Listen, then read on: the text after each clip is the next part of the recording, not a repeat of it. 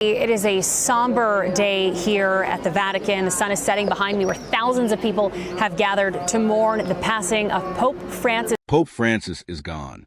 On April 21st, 2025, the bells of St. Peter's rang before sunrise, shaking Rome awake with the news that the 88-year-old pontiff had slipped away in the night. The Vatican blamed a sudden stroke leading to heart failure. It sounded tidy, too tidy for a papacy that was never simple. Almost at once, cracks appeared in the official story. Reporters noticed Swiss guards in full mourning black hours early. Cameramen found risers pre-positioned for a press scrum, and embargoed obituaries hit inboxes at the exact minute the bulletin dropped. Inside the walls, aides dodged every question. Doctors stayed invisible. Medical files vanished into the Secretariat of State, and incense, so pungent at past papal passings, never filled the air. Telegram chats exploded. Was Francis secretly sicker than anyone admitted, or did hardline cardinals finally press him too far? He'd spent a decade championing transparency, washing prisoners' feet, opening dusty ledgers, yet at the end the gates clanged shut.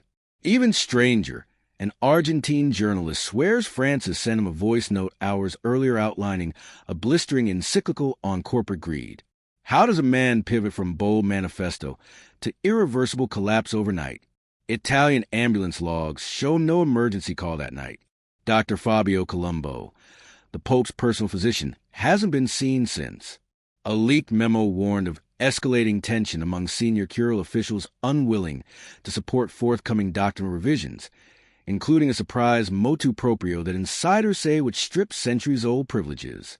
Remember, Francis was never predictable. From a balcony wave in 2013 to scolding billionaires in 2024, he rewrote the playbook, and those who preferred the old script fumed in the wings.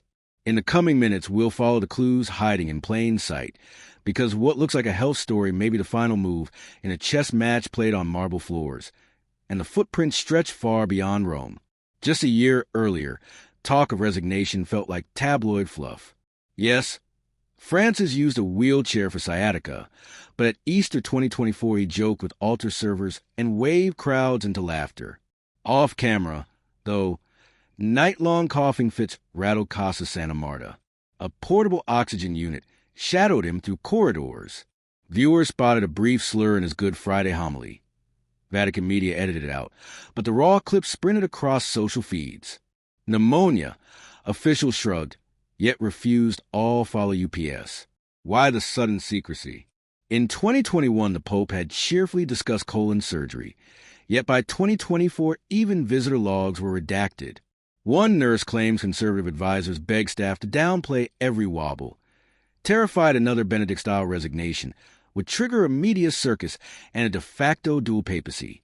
Schedules shrank. Paramedics enter by service gates. Still, Francis refused the invalid label, delivering a fiery climate talk in January 2025 while hiding compression stockings and a blood pressure patch. Then came the blackout. A Balkan trip vanished from a calendar. Daily briefings shrank to a single line. Veteran correspondents smelled crisis. Logistical excuses had covered John Paul II's final infection. Palm Sunday photos caught aides wrapping a scarf around Francis on a mild day and him massaging numb fingers. The shots disappeared from a Vatican flicker within hours. Here's the chilling part. Leaders trapped in the hero trap. Ignore warning lights to project strength, and when every cough can shake a billion believers, that trap turns lethal. On April 21st, the balance snapped. Staff later recalled unfamiliar faces near a side office that night, the same office handling the Pope's private files. Whatever happened behind, that door would unlock a storm. While doctors fought symptoms, a doctrinal civil war boiled. Francis's pushes, welcoming LGBTQ plus Catholics, empowering local synods, scolding oil barons, thrilled progressives and enraged traditionalists. By late 2024, the temperature hit white hot. American bishops hinted at schism. African cardinals accused Rome of moral imperialism. Leaked documents revealed Operation Red Hat, a conservative memo planning to stall reforms until more sympathetic pontiff could reign. One line dripped menace. Time and frailty are on our side. Supporters urged Francis to pack the college with moderates, yet bureaucracy crawled. Online campaigns painted him a Jesuit globalist. Memes slashed credibility, and internal friendships fractured. Papers vanished from desks, audits stalled, security tightened. Rumors swirled of a sweeping decree, Ecclesia Nova, set to decentralize church authority. Weeks before his death, Francis told a confidant, "The gospel is worth bruises." The night he collapsed, Swiss Guard logs note 2 vocal critics' apartments lit past 3 a.m. Were they drafting condolences or battle plans? No proof, just a pattern. A frail pope, rival camps banking on his absence, and a scandal poised to ignite the powder keg. June 2024 delivered the spark. In a closed meeting, Francis allegedly dropped an archaic slur for gay men. Someone with top-tier clearance leaked it, shredding a 25-year secrecy seal. The Vatican's half-apology pleased no one. Progressives felt betrayed. Conservatives crowed hypocrisy exposed. Hashtags trended, donations dipped, and African tour froze. Why leak now? Many point to a hardline archbishop hoping to derail reforms. Stress spiked Francis's blood pressure. Wearable monitors flagged arrhythmia. 3 loyal communication staffers were abruptly reassigned, scapegoats or resistors. Closed synod sessions devolved into shouting. Leaks multiplied, and global confidence in the Pope slipped below 50%. On April 19, 2025, Vatican Radio teased an upcoming statement of major pastoral significance. 2 days later, the next communique was an obituary. Did the slur scandal sap the Pope's strength or clear the runway for opponents? Either way, the incident armed rivals and left the progressive Pope staggering toward a finish line someone else had drawn. Protocol dictates conclave prep begins after a death. Yet by midnight, April 21st, cardinals were already booking Rome flights. Reformists held the college by perhaps 7 votes. Conservatives knew delays, illnesses, even passport flags could flip the math. A Congolese prelate was detained 12 hours at Fiumicino. Soft veto by border control, quipped one aide. Inside Vatican offices, dossiers on papal candidates, scandals, doctrinal stances, health rumors, circulated like campaign opposition research. Funeral seating doubled as alliance mapping. A streaming doc titled "The Francis Mistake" dropped the very next day, clearly produced weeks earlier. Gossip spread that Francis left a sealed letter naming bishops he wanted elevated. Canon law grants no weight to a dead pope's wishes, but the rumor itself jolted strategists. Domus Sancti Marthi rooms were reshuffled to cluster ideologies, because elevator rides can win swing votes. Did someone accelerate the Pope's exit to recalibrate the chessboard? No smoking gun, but the scramble, the leaks, the travel anomalies nudge possibility from wild to plausible. To understand motives, look at the label that irritated critics most, Jesuit, because that identity was both Francis's shield and perhaps his fatal vulnerability. Jesuits answered directly to mission, not to courts of silk, and Francis embodied that ethos. He ditched papal apartments for a guest room, traded the Mercedes for a Ford, hired outside auditors to pro-Vatican coffers, and backed synods that empowered lay voices. Hardliners branded Jesuit universities his sleeper army. Financial reforms hit nerves. When auditors traced Swiss holdings of senior clerics, access vanished overnight. Liturgical tweaks favoring local culture sparked petitions to restore sacred uniformity. Bitter nicknames surfaced, the solo general, Ignatian improvisation. Yet the Pope relied on a tight Jesuit tech pipeline. Encrypted servers stored draft decrees, accessible only to Francis, his secretary Father Gonzaga, and one IT brother. In March 2025, Gonzaga left for Buenos Aires and never returned.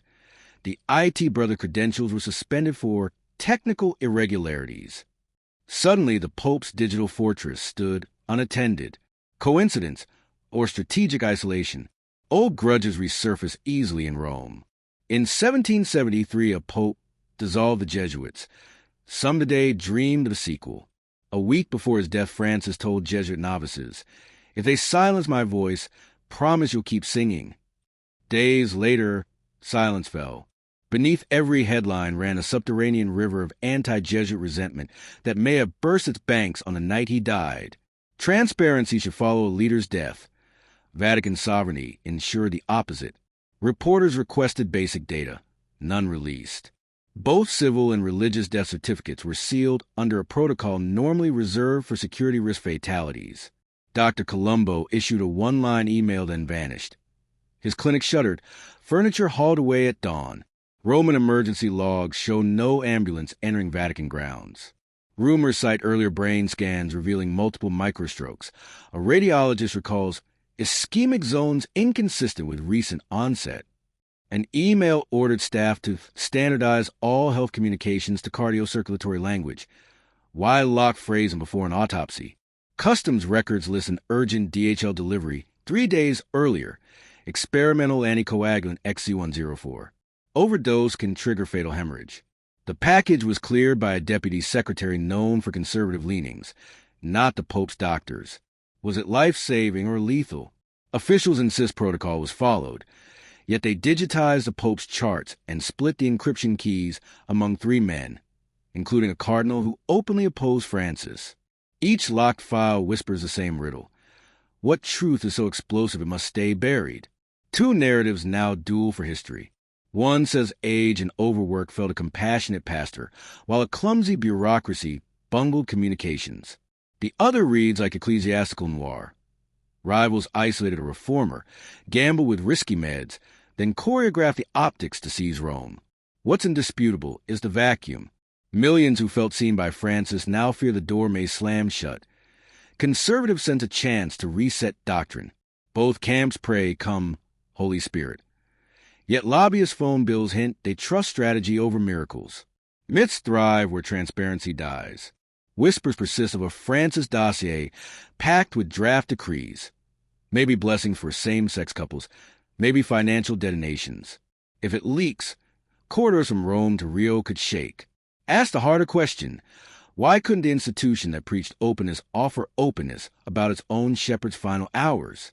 Until archives open, curiosity will dig. Flight logs, server keys, custom slips. Every new clue risks confirming the darkest suspicions that power, not prayer, wrote the obituary. Watch 3 pressure points. Conclave voting blocks, the fate of Dr. Colombo, and any regulatory fallout over XC104. If one flares, follow the smoke. Share this breakdown with anyone who thinks papal intrigue ended in the Middle Ages, because the next plume of white smoke might crown a unifier, or hail the victory of those who play politics in God's name. History rewards the patient, humiliates the hasty, and someday those locked doors will swing wide, by archivist, by whistleblower, or by the relentless gravity of truth itself.